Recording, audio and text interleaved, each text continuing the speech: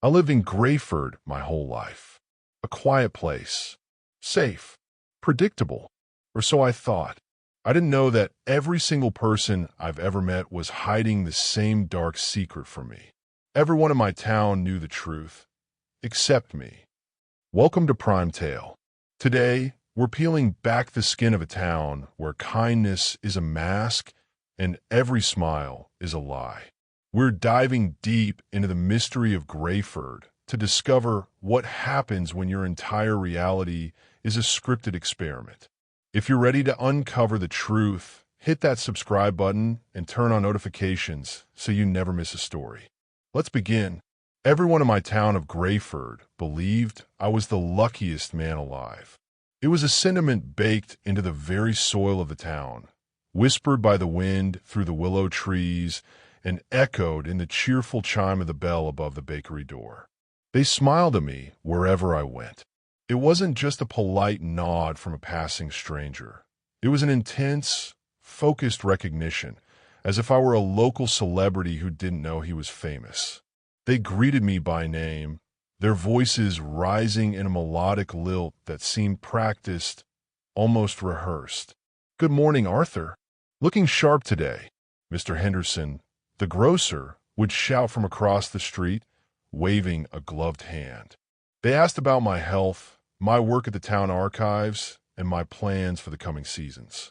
It felt as though the entire population was invested in my well-being, a collective of guardians watching over a single, precious ward.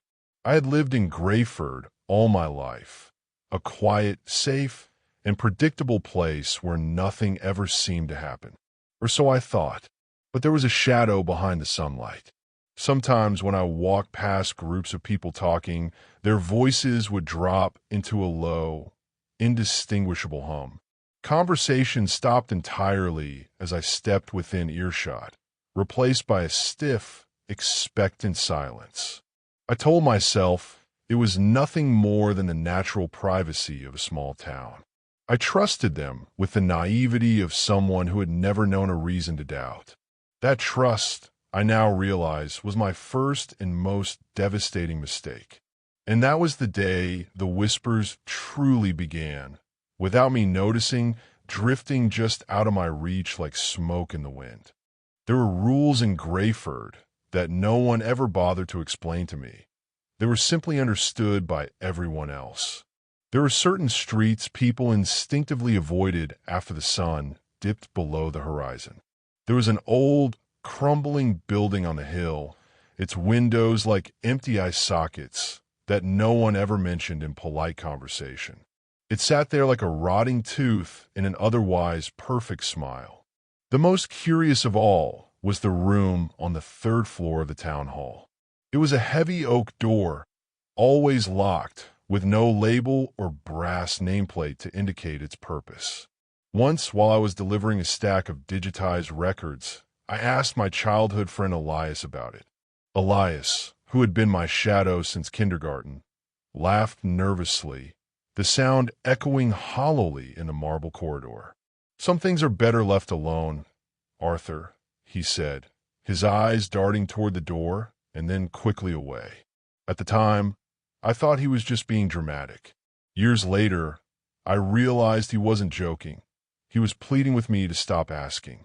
Every time I prodded into my own history, asking about the parents I was told died in a car crash, or why there were no photos of me before the age of 5, the answers felt rehearsed.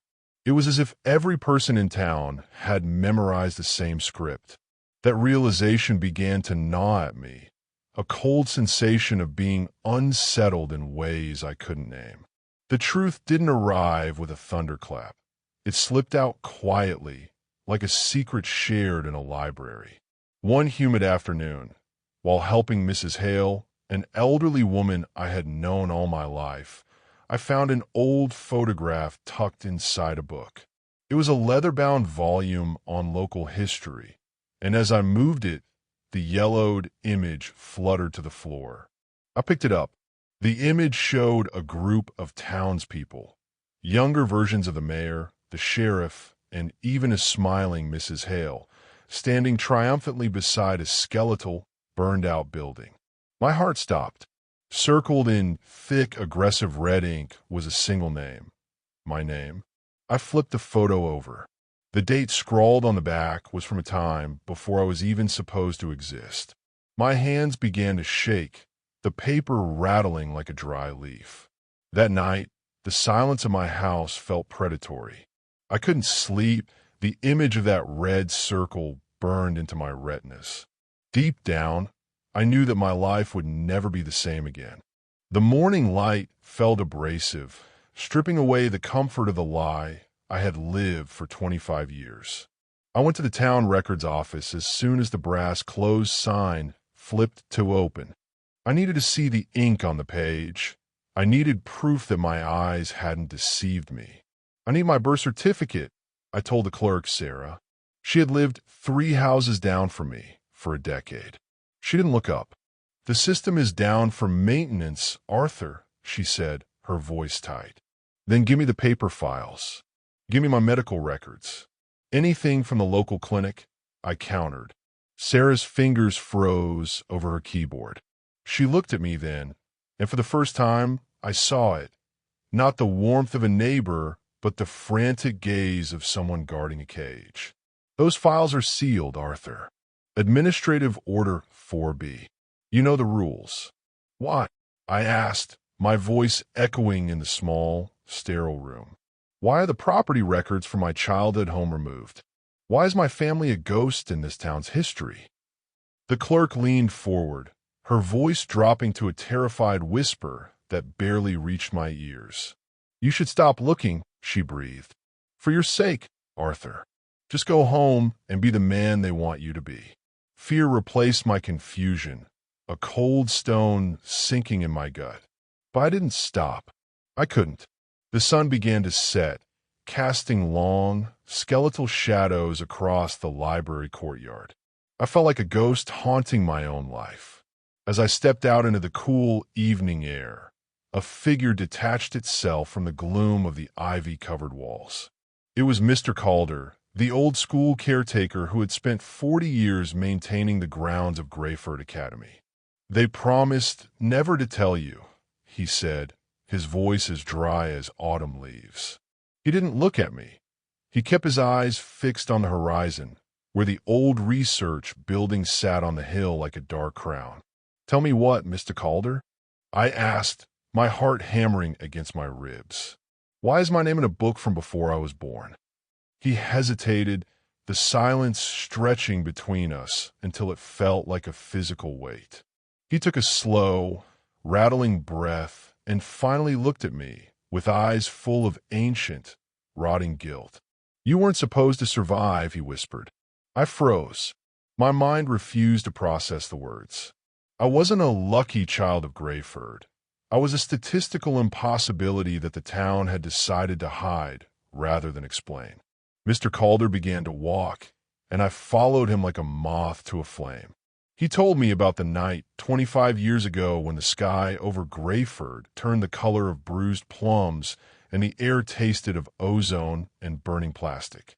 A fire destroyed the research building on the hill, he explained, gesturing toward the ruin. It wasn't just a building. It was a facility funded by people who didn't exist, doing work the town council shouldn't have allowed. People died that night. Important people. Dangerous people.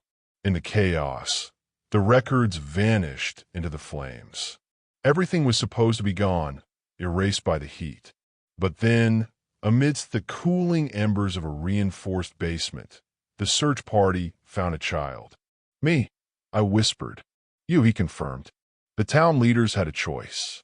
They could report you and bring the federal investigators down on their heads, or they could make you disappear. But they couldn't kill a child. So they did something worse.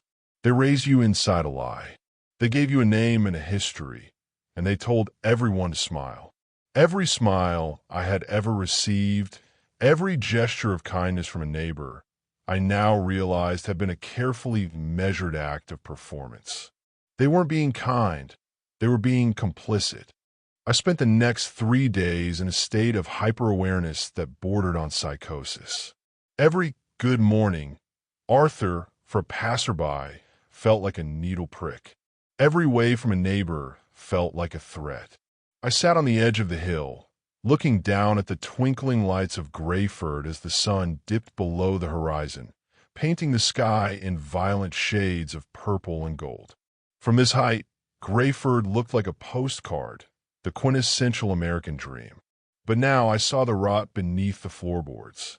I wasn't just a citizen here, I was a centerpiece, a living, breathing exhibit in a museum of local shame.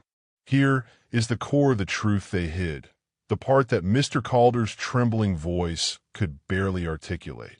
I was not born in Greyford. I was brought here as a subject.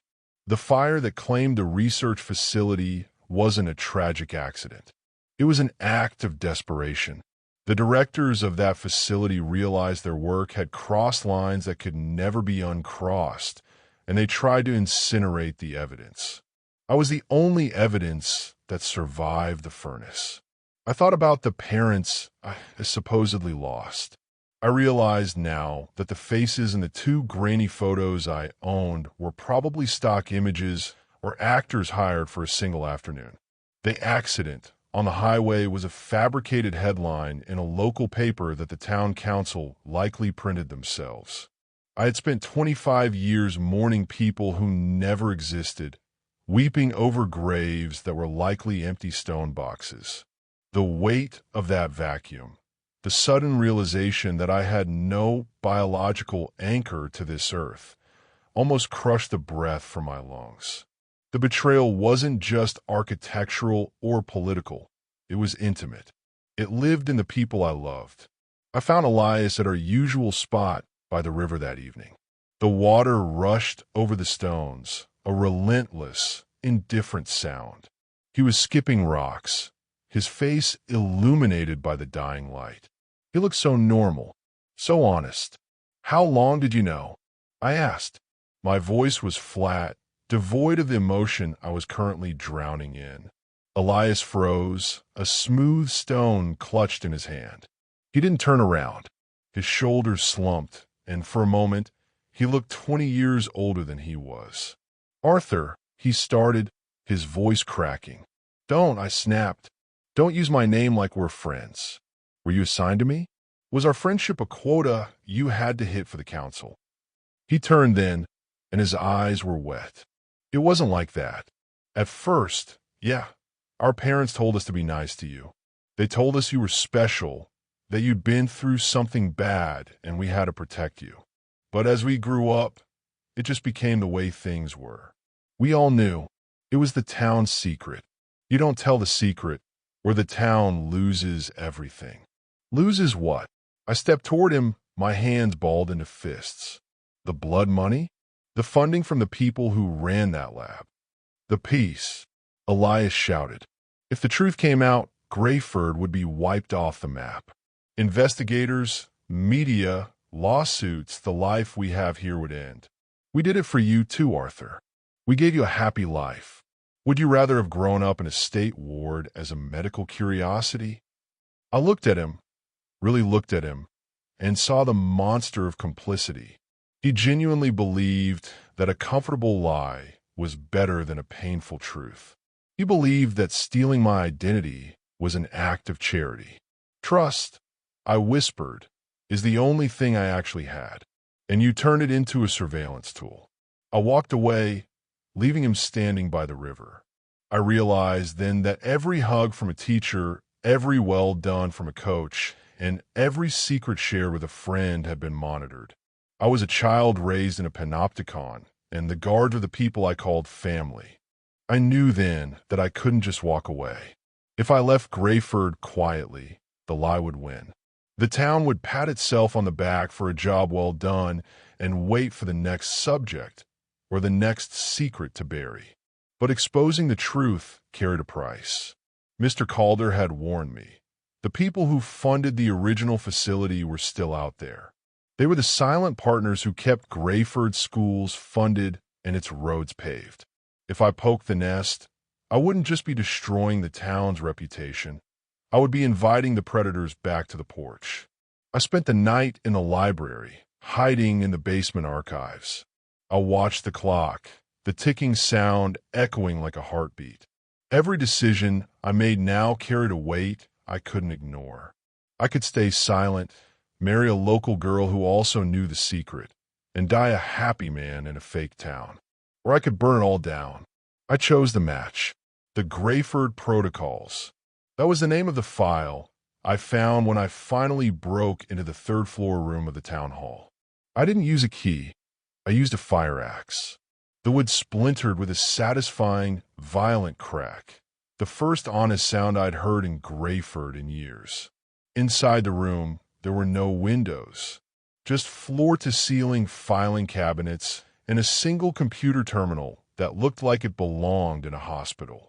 I began to read. The words were cold, clinical, and devastating. I wasn't just a survivor of a fire. I was a Phase 4 biological asset. The facility hadn't been researching medicine. They were researching resilience.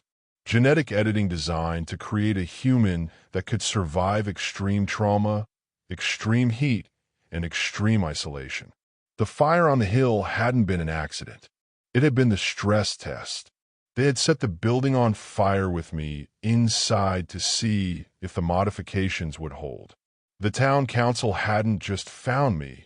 They had been instructed to observe the long-term psychological effects of the asset being integrated into a controlled social environment. Greyford wasn't a town. It was a petri dish, and every citizen was a lab assistant. The most terrifying part wasn't the past. It was the projection. The file stated that the asset was never intended to live past 25. My cellular degradation was supposed to begin months ago. The fact that I was still standing, still thinking, still angry, meant I was a divergent result. I wasn't a lucky man. I was a biological anomaly that had outlived its expiration date. And the town knew. They had been watching me extra closely lately, not out of love, but to see when I would start to fall apart. The air in the town hall was stagnant, smelling of old paper and the ozone of the cooling computer terminal. I stood there, clutching the Greyford Protocols, feeling the weight of the paper like a lead shroud. I realized then that my entire life had been a performance for an audience of scientists and silent partners. I didn't leave through the front door. I knew the sheriff's cruiser would be idling at the curb within minutes. The alarm I tripped by breaking into the third floor was likely silent, sending a signal straight to the mayor's bedside table. I climbed out through the maintenance window, the cold night air hitting my face with a sharpness that felt like the first real thing I'd ever touched. I ran to the library, not to hide, but to use the high-speed scanner. I spent the next 4 hours feeding 25 years of horror into the machine. Every page of the stress test logs, every recorded heart rate from my childhood checkups, every note on my Phase 4 development. As the sun began to peek over the horizon, the same sun that used to make Greyford look like a paradise, I hit send. I didn't just send it to one person. I sent it to every major newspaper in the country, the FBI's tip line, the Department of Justice, and every independent journalist I could find on a quick search. Then, I sat on the library steps and waited for the world to burn. The first siren wasn't from the police. It was the town's fire alarm, the same one that had signaled the end of the research facility 25 years ago. But this time, it wasn't a building on fire. It was the facade of Greyford itself. By 8 a.m., the black SUVs began to roll into town. They didn't look like local police. Men in windbreakers with FBI in bold yellow letters began cordoning off the town hall. I watched from across the street as Mayor Higgins was led out in handcuffs. He didn't look like the confident leader who had given me my high school diploma. He looked small. He looked like a man who had finally run out of lies. He saw me standing there. For a moment, our eyes locked. There was no apology in his gaze, only a deep, simmering resentment that the asset had finally broken its cage. The weeks that followed were a blur of flashbulbs and depositions. Greyford became a ghost town almost overnight. As the news broke, the town that was a laboratory, the silent partners vanished into the shadows, leaving the local residents to face the music alone. The betrayals continued to surface. I learned that Mrs. Hale hadn't just been a kindly neighbor. She was a retired nurse from the original facility, tasked with monitoring my diet for chemical stability. I learned that the local clinic hadn't been treating me for seasonal allergies. They had been administering stabilizers to keep my modified immune system from attacking itself. I saw Elias one last time before I left. He was sitting on his porch, his head in his hands. His family's assets had been frozen, and his father was facing 20 years for conspiracy. "I hope you're happy," he muttered as I walked by with my suitcase. "I'm not happy, Elias," I said, stopping at the edge of his lawn. "I'm just real. For the first time in my life, I'm actually real. I'd rather be a broken truth than a perfect lie." He didn't look up. He couldn't. The shame was the only thing left in Greyford that wasn't a secret. I didn't stay to watch the final trials. I didn't want to be the star witness in a circus. I took what little money I had, money that hadn't been provided by the council, and I bought a bus ticket to a city where nobody knew my name. But the Greyford protocols had one last sting. The files had mentioned my expiration date. According to the scientists who designed me, I should have started failing months ago. Every morning, I wake up and check my hands for tremors. I'll look in the mirror for the first sign of the cellular degradation they predicted. Every day is a gift I wasn't supposed to have, and every day is a countdown I can't stop. They say the truth sets you free, but they never tell you about the isolation that comes after. I am a man with no ancestors, no history, and a future that might end at any moment. Thank you for watching this story to the end. If you enjoyed this story, you will surely love the next one. It's as crazier and more intriguing as you can ever imagine. So do check it out. Click on the image showing on your screen right now.